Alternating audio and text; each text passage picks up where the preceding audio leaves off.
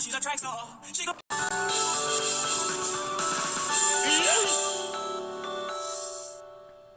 Remember when we were putting together the puzzle that is our planet, using the 4 spheres as giant pieces? Well, we got pretty far last time, but we're not done yet. Oh no. That's because in addition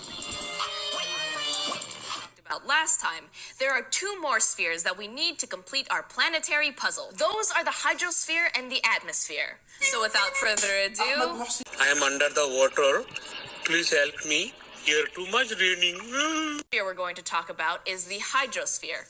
Hydro comes from the Greek word for water, and all of the water on Earth is in the hydrosphere. This means that every single drop of salt water in the oceans, but also all of the fresh water in lakes and rivers, is in this sphere.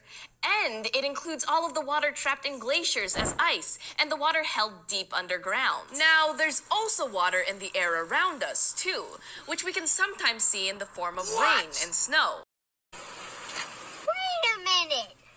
Who are you? Those things come from clouds, which happen to be way up in the sphere. Our last but certainly not least sphere. This sphere contains all of the gases on the planet, which is fitting since atmos comes from the Greek word for air. Although we can't really see the atmosphere or grab onto it, it reaches everywhere and covers the entire planet like a giant snuggly blanket. But our atmosphere blanket isn't all the same. It's split up into many different layers. The troposphere is the lowest layer. It contains 80% of the air on the planet.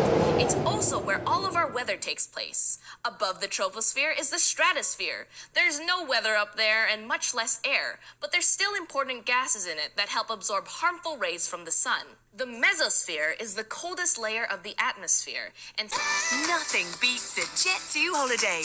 And right now, you can save even less in the thermosphere above it, where you might bump into some satellites flying around the planet. The last layer of the atmosphere is the exosphere. That's the highest you can go and still be on Earth.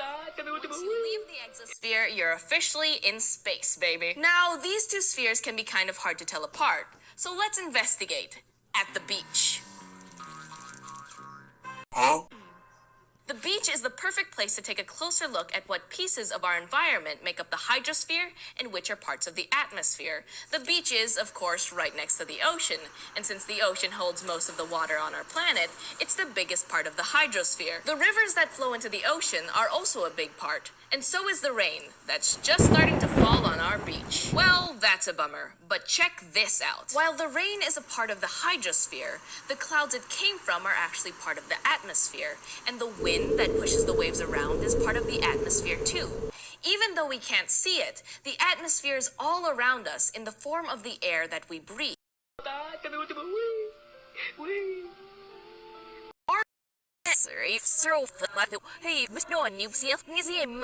It can be a tough puzzle to put together, but the result is pretty amazing. I think you'll agree. Ahmed Mohsin. يا أحمد يا محسن